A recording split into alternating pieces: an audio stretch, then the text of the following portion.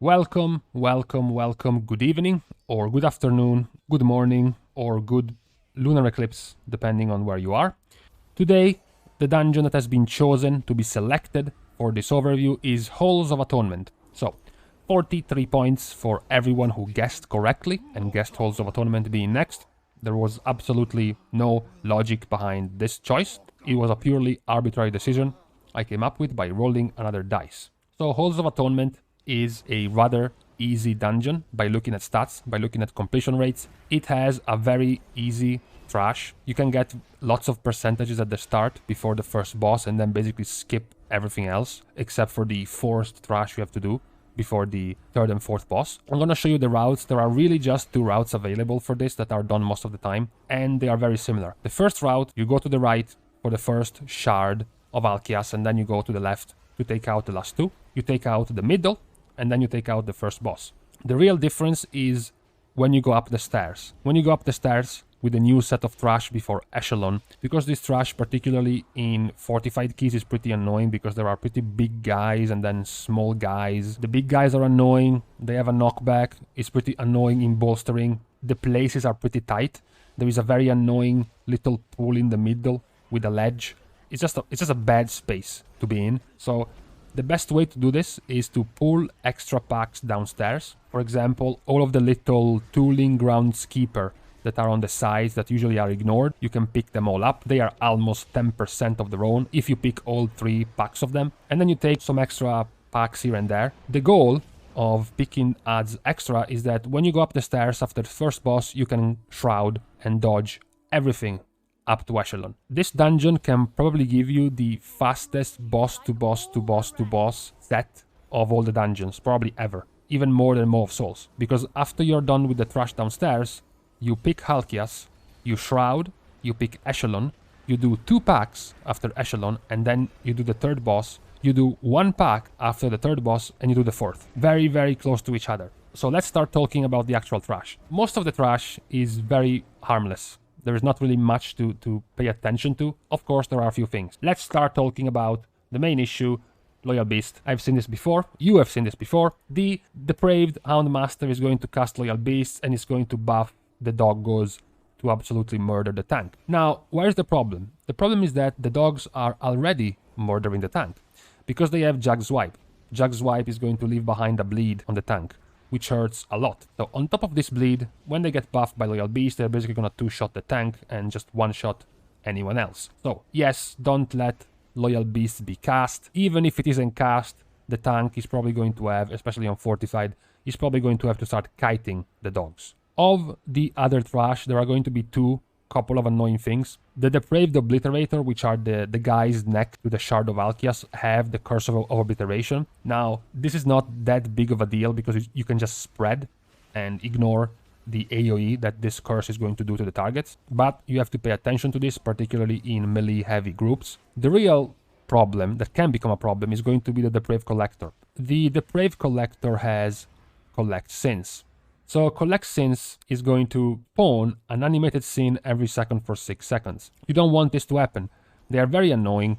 They're gonna run all over the place. They are difficult to pick up, and it's just gonna create more chaos in the pool, in the pack. So throughout all of these packs, when you have to choose an interrupt, when you have to choose a target to keep track of, maybe a focus target, for example, to interrupt, take the Collector and make sure she doesn't get to cast Collect Sins. Then, of course, we have the actual big guy, the Shard of Halkias. Syncquake has been turned into a pseudo joke. In the beta, Syncquake had something like a 0.1 second time for you to actually dodge. Now it's actually a cast, an actual very visible and dodgeable cast. So now the only real main problem is going to be trash. Again, it's not very difficult. It's very visible, it's very obvious, it's very easy to expect. So your defensives, any sort of healing is focused for these trash packs in the entire floor, and as a result in the entire run.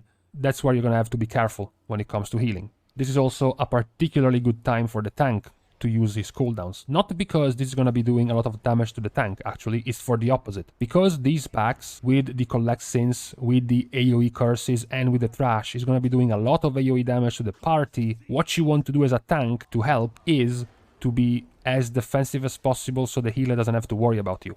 After this, it's just going to be a repeat. It's literally just gonna be the obliterators with their curses, the dogs and their handler, and the collect sins depraved collector. The only extra, the only new entry is going to be the Darkblade.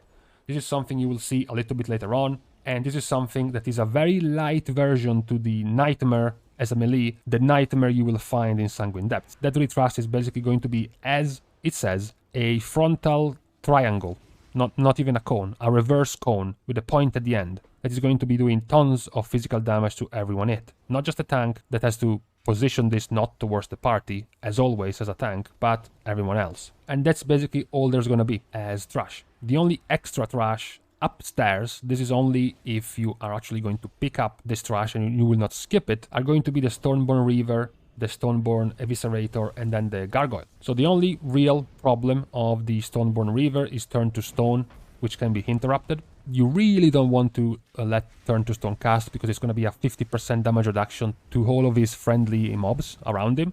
The Stoneborn Eviscerator, so she has the dash that is going to just leap behind the target and then come back. Not really dangerous.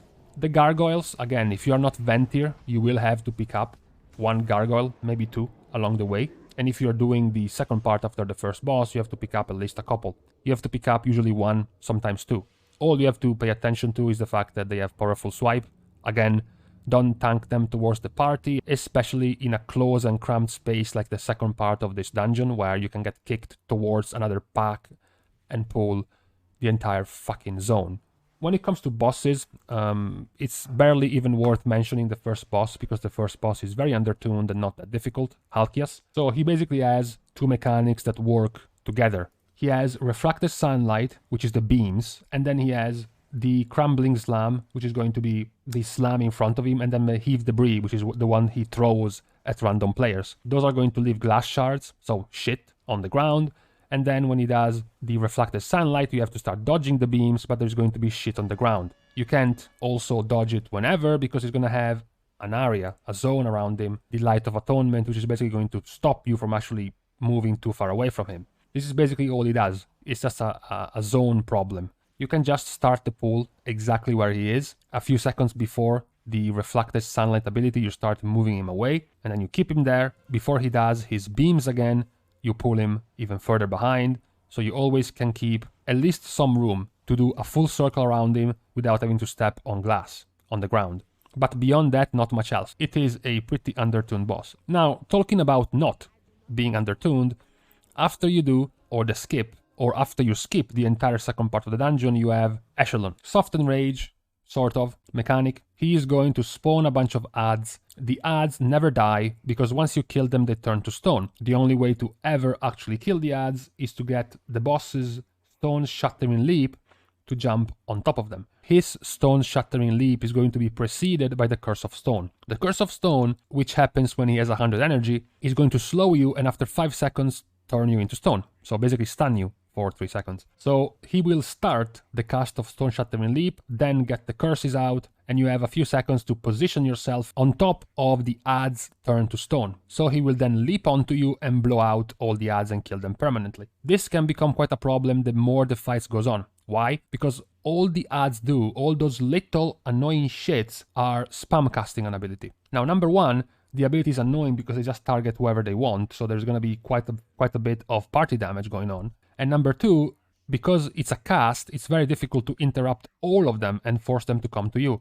So what's going to happen eventually is that, yes, you will have 3 or 4 grouped on top of you, which can be blown up by the Stone Shattering Leap, but 2 or 3 will be dead somewhere around the platform, so they will resurrect. And then, 6 more will spawn. And now you will be able to kill 4 or 5, but now there is 3 or 4 that have been left out. Because those 3 and 4 have not been stomped by the boss, they will resurrect, and then 6 more will spawn. So now you have 10 alive. So it becomes harder and harder and harder to keep them all together and make sure they all get stomped on. As all of this goes on, there's also another annoying mechanic, which is Blood Torrent, because it's going to spawn shit on the floor.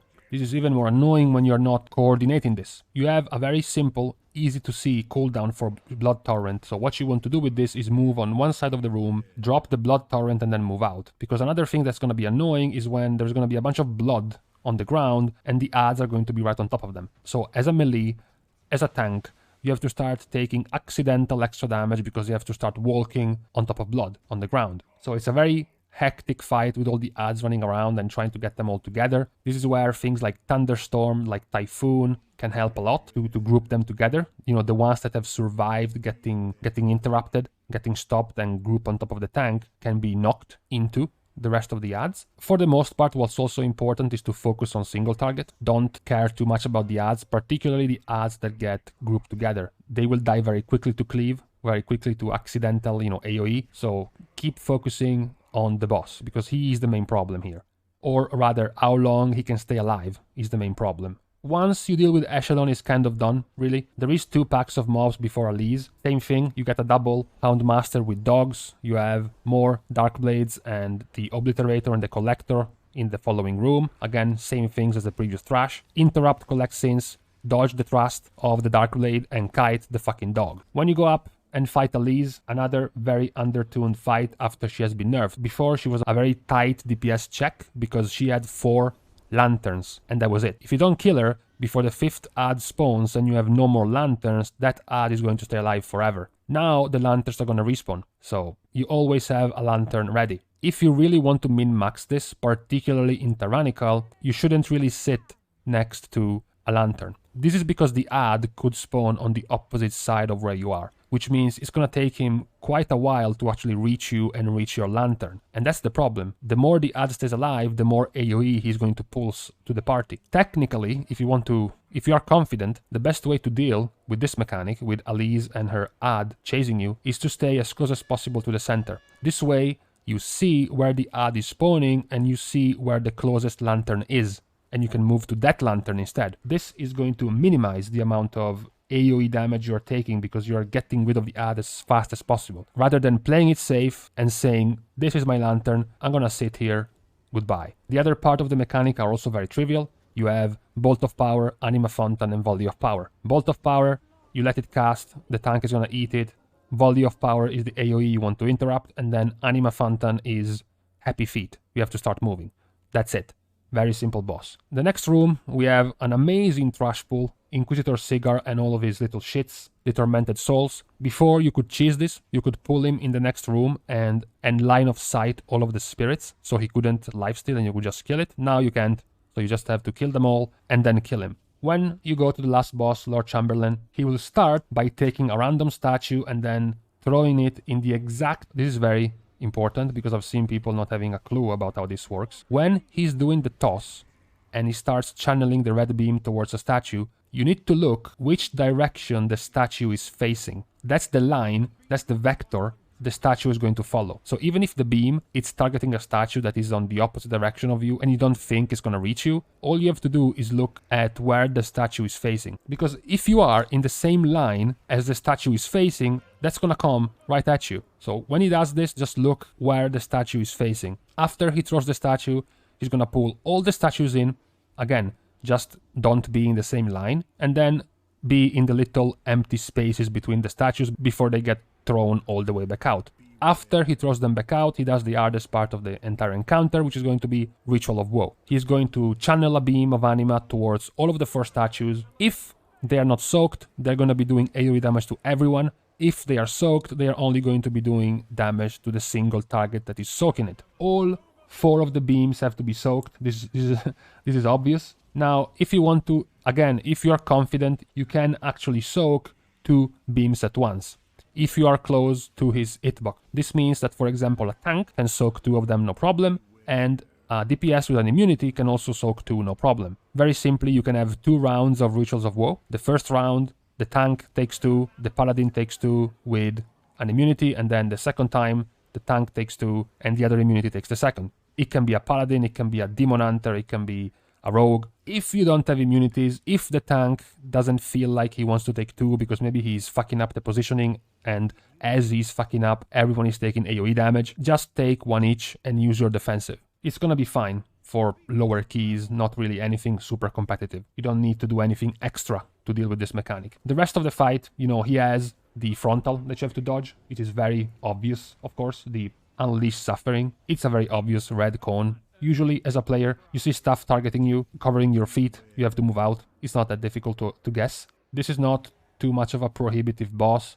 It can become later on Tyrannical because of Stigma of Pride. So as the DPS and the healer have to deal with Rituals of Woe, the tank has to deal with Stigma of Pride. Stigma of Pride is going to be dot damage on the tank, which is going to increase in its damage by 30% every tick. So the two problems are, number one, this is a non-dispellable dot, so you can't get away with dispelling it instantly like many other bosses. The other problem is that this is magical damage, so it's not a bleed, it's not physical damage. You can't deal with this with your normal run-of-the-mill active mitigation.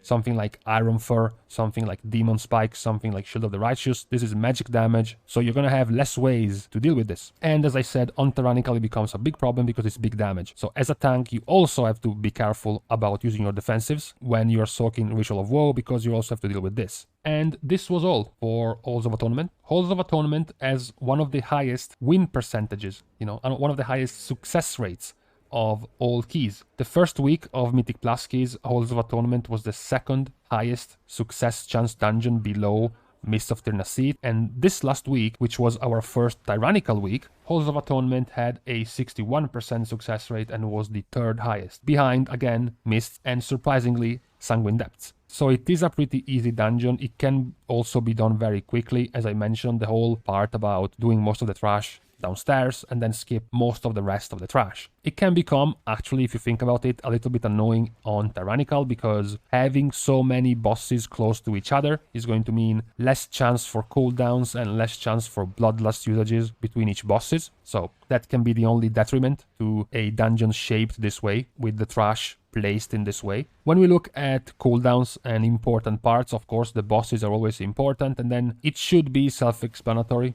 about the more important packs. When you're downstairs, of course, the shards, the big robots, the big golems are the more important part to take down with your cooldowns, as well as the middle part in front of Halkias, the big pool in front of Halkias. This is up to you whether or not you want to use your cooldown on the big pack in the middle or on Halkias. Is it fortified? Is it tyrannical?